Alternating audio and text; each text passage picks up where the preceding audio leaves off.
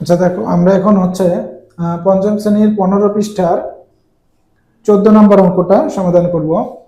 14 নম্বর অঙ্কটার প্রশ্নটা আমরা স্ক্রিনে দেওয়া আছে, একটু পড়ে নিই। দেখো এখানে কি লেখা আছে যে একজন পেঁয়াজ ব্যবসায়ী 1880 টাকা দরে 1880 টাকা অর্থাৎ 1880 টাকা দরে 1264 বস্তা পেঁয়াজ ক্রয় করলেন।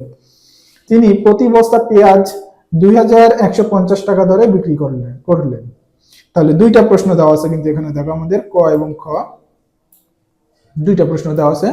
এটা হচ্ছে আমাদের উদ্দীপক, এটা কিন্তু আমাদের সৃজনশীল প্রশ্ন আকারে দেওয়া আছে। দেখো 14 নম্বরটা, এটা আমাদের সৃজনশীল প্রশ্ন আকারে দেওয়া আছে, যেখানে উদ্দীপকে বলা হয়েছে একজন পেঁয়াজ ব্যবসায়ী 1180 টাকা দরে, 1180 টাকা দরে বলতে বোঝানো হয় একটা বা প্রতিটা দরে 1264 বস্তা পেঁয়াজ ক্রয় করলেন, অর্থাৎ বস্তার সাথে তুলনা করছে এখানে। তাহলে এখানে 1880 এটা হবে এক বস্তার দাম। যদি দরে কথাটা বলে, আমাদের প্রশ্নের মধ্যে এভাবে কোথাও দরে কথাটা আসে, যেভাবে যে এখানে বলছে যে 1880 টাকা দরে, অর্থাৎ দরে বলছে এবং পরে বলছে বস্তার কথা। দেখো তার মানে এখানে এক বস্তা, তাহলে দরে বললে এক বস্তা। এখানে যদি অন্য কিছু বুঝাইতো তাহলে আমাদের সেইটাই হইতো, কিন্তু দরে বললে একটা হিসাবে হইতো। অর্থাৎ দরে কথাটা বললে আমাদের প্রতিটি হিসাবে বোঝায়, একটি ধরা হয়। তাহলে একজন পেঁয়াজ ব্যবসায়ী 1180 টাকার দরে 1264 পেঁয়াজ 64 বস্তা পেঁয়াজ ক্রয় করলেন। তাহলে সে মোট ক্রয় করছে কত? 1264 বস্তা পেঁয়াজ, এবং এক বস্তা পেঁয়াজের দাম কত? 1880 টাকা। তিনি প্রতি বস্তা পেঁয়াজ 2150 টাকা দরে বিক্রয় করলেন। তার মানে এক বস্তা পেঁয়াজ কিনছে 1180 টাকাতে আর বিক্রি করছে 2150 টাকাতে। মোট কত বস্তা পেঁয়াজ কিনছে? 1264 বস্তা পেঁয়াজ সে ক্রয় করছে এবং বিক্রয় করছে। এখন আমাদের ক নম্বরে নির্ণয় করা লাগবে পেঁয়াজ ক্রয় বাবদ তার কত টাকা খরচ হলো, অর্থাৎ তার পেঁয়াজ কিনতে মোট কত টাকা খরচ হয়েছে, মোট টাকা বের করতে হবে। আর আমরা জানি কোনো কিছুর মোট দাম বের করার জন্য আমাদের গুণ করা লাগে। তাহলে আমরা এখান থেকে অঙ্কটাকে একটু সাজা নিচ্ছি। দেখো 14 নাম্বার, 14 ক নাম্বারটা, তাহলে আমাদের ফার্স্টে লেখা লাগবে সে কত টাকা দিয়ে কিনছে এবং মোট কত বস্তা পেঁয়াজ কিনছে। তাহলে আমরা আগে লিখবো মোট পেঁয়াজ ক্রয় করেন, মোট পেঁয়াজ ক্রয় করেন। আচ্ছা, এটা আমরা একটু সাইডে করে নিই, জায়গাটা একটু বড় লাগবে। মোট পেঁয়াজ ক্রয় করেন, ক্রয় করা অর্থাৎ কিনা। তাহলে মোট পেঁয়াজ ক্রয় করেন 1264 বস্তা, এবং বলছে কত টাকা করে? 1880 টাকা দরে। তার মানে এক বস্তা পেঁয়াজের দাম, এক বস্তা পেঁয়াজের দাম বা এক বস্তা পেঁয়াজ ক্রয় করেন। তাহলে এক বস্তা পেঁয়াজ, আমরা এখানে যেহেতু ক্রয় করার কথা বলছে, এক বস্তা পেঁয়াজ ক্রয় করেন কত টাকা? 1880 টাকা, 1880 টাকা। তাহলে মোট পেঁয়াজ কিনছে 1264 বস্তা এবং এক বস্তা পেঁয়াজের দাম 1880 টাকা। তাহলে মোট খরচ হয়েছে তার কত? এক বস্তা পেঁয়াজের সাথে মোট 1264 বস্তা, অর্থাৎ 264 বস্তা কিনছে, গুণ করলেই আমাদের মোট খরচ পেয়ে যাবে। অতএব ক্রয় বাবদ মোট খরচ হয়, ক্রয় বাবদ মোট খরচ হয়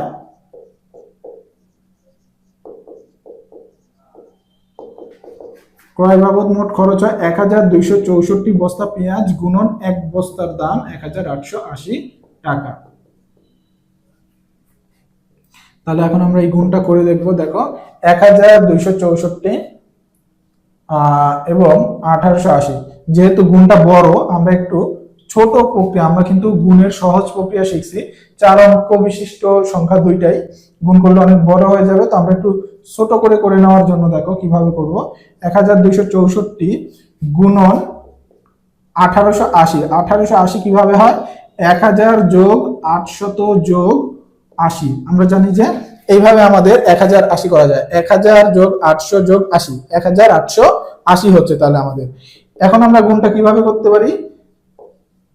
1264 গুণন 1000, মাঝখানে যোগ আছে, যোগ দিয়ে আবার কত? 1264 গুণন 800, যোগ আছে আবার মাঝখানে যোগ দিয়ে 1264 গুণন 80। তাহলে এখন আমরা ফার্স্টে কত গুণ করব দেখো, 1264 সাথে 1000 গুণ করব।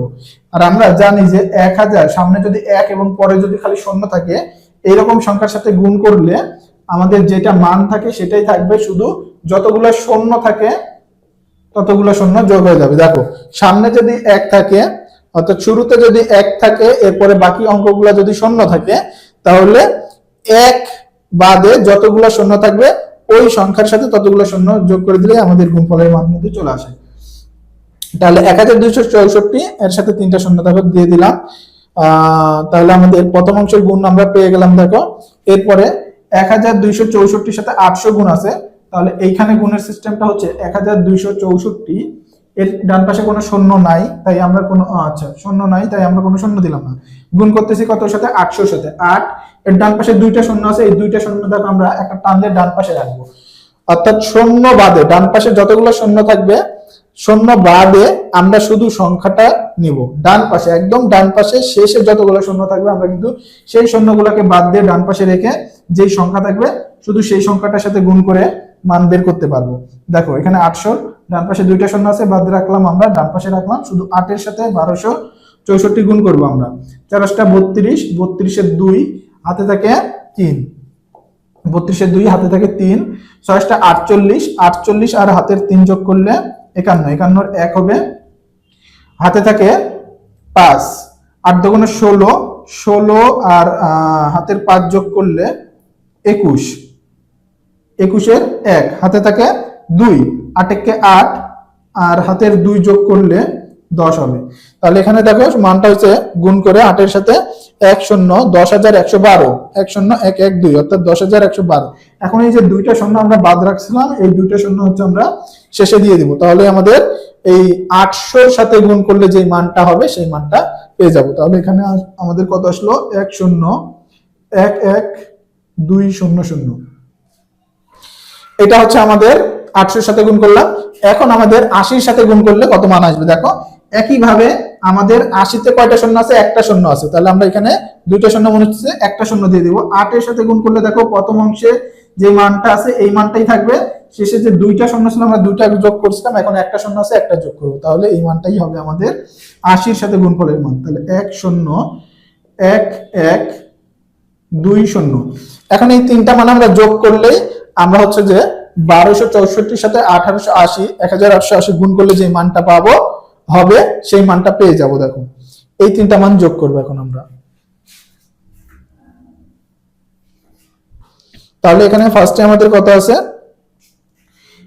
1 2 6 4 0 0 0। এরপরে আমাদের কত আছে? 0 0 2 1 2 1 1 0 1 1 0 1। এরপরে আমাদের কত আছে? 0 2 1 1 0 1। তাহলে 0 0 0 0 হবে, 0 0 2 2 হবে, 2 আর 1 3 হবে, 4 আর 1 5, 5 আর 1 6, 6 আর 1 7, 2 আর 1 3, 1 আর 1 2। তার মানে আমাদের মানটা কত আসতেছে দেখো, 23,76,000, 23,76,320 এত টাকা।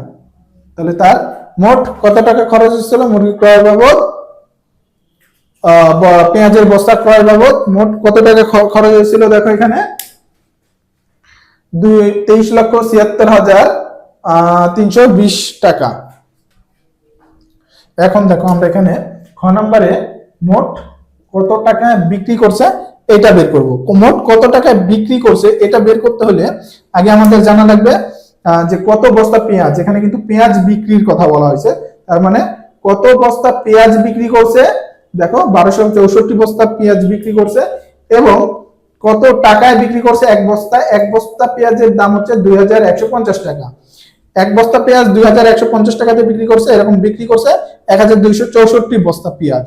তাহলে আমাদের মোট দাম বের করতে হলে আগে লিখতে হবে মোট পেঁয়াজ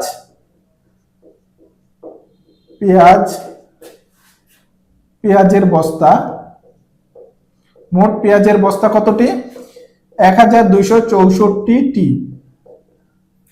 এক বস্তা পেঁয়াজ বিক্রি করে, এক বস্তা পেঁয়াজ বিক্রয় করে কত টাকায়? 2150 টাকায়। দেখো 2150 টাকায়। তাহলে মোট বিক্রয় করে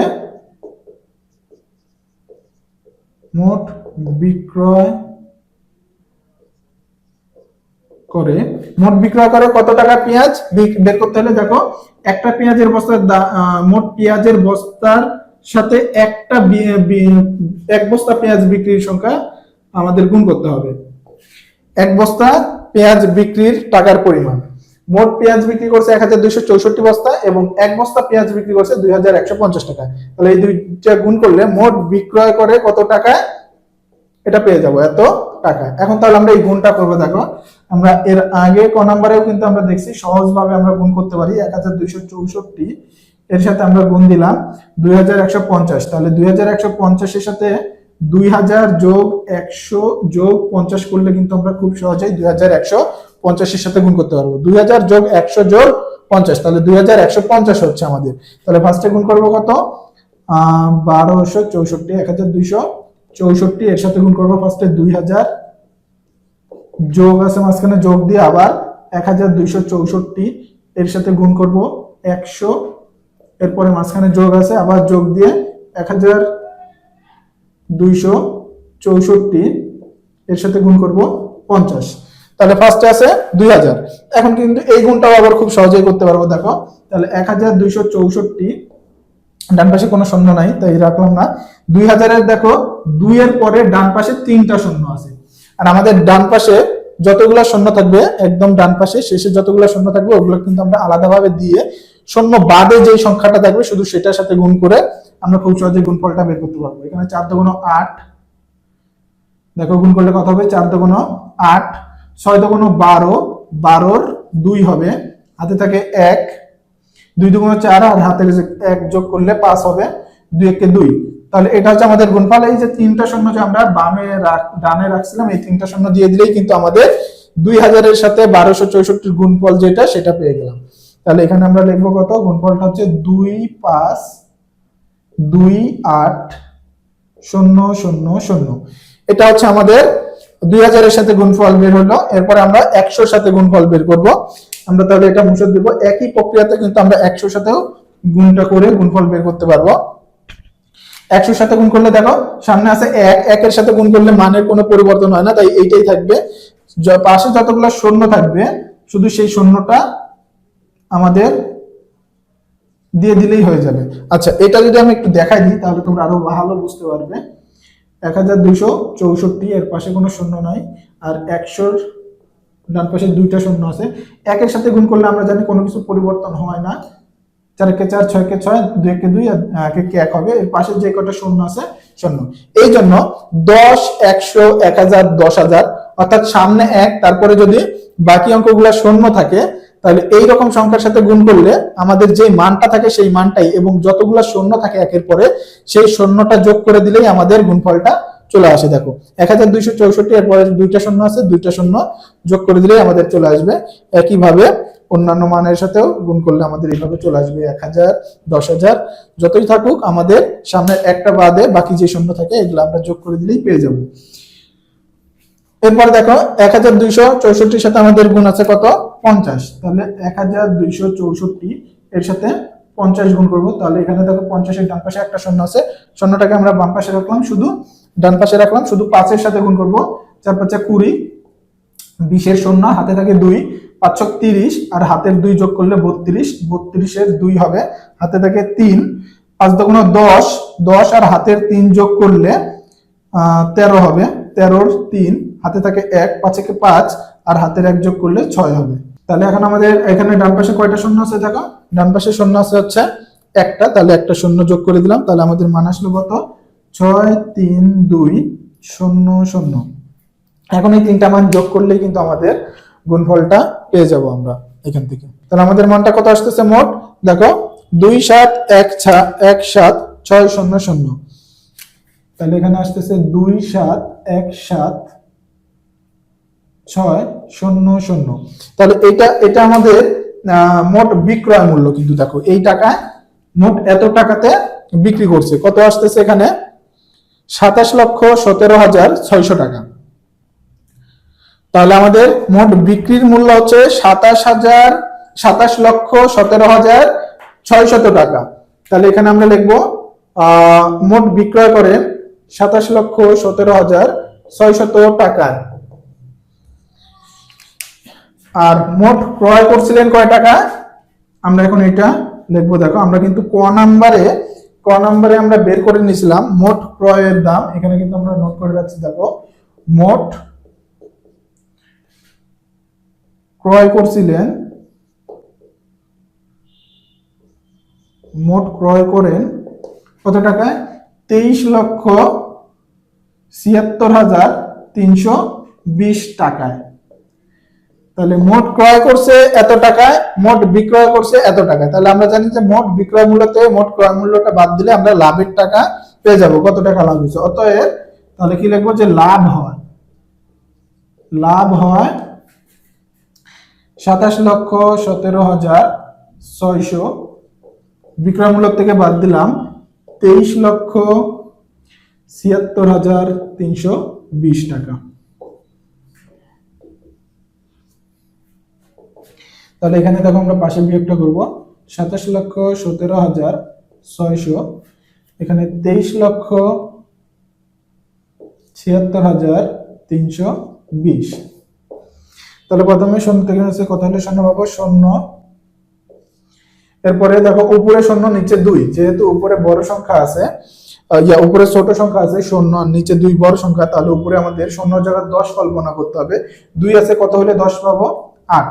এখন উপরে যদি 10 কল্পনা করি, তাহলে আমরা জানি যে নিচে পরের সংখ্যার সাথে 1 যোগ করতে হবে, তাহলে নিচে 3 এর সাথে 1 যোগ করলে হবে 4। 4 আছে কত হলে 6 পাবো, 2। এরপরে আবার 6 আছে কত হলে 7 পাবো, 1। 7 আছে উপরে দেখো 1, উপরে ছোট সংখ্যা, তাহলে উপরে 11 কল্পনা করতে হবে, বামে 1 মনে করে। তাহলে দেখো 11 ধরলে 7 আছে কত হলে 11 পাবো আমরা, 4।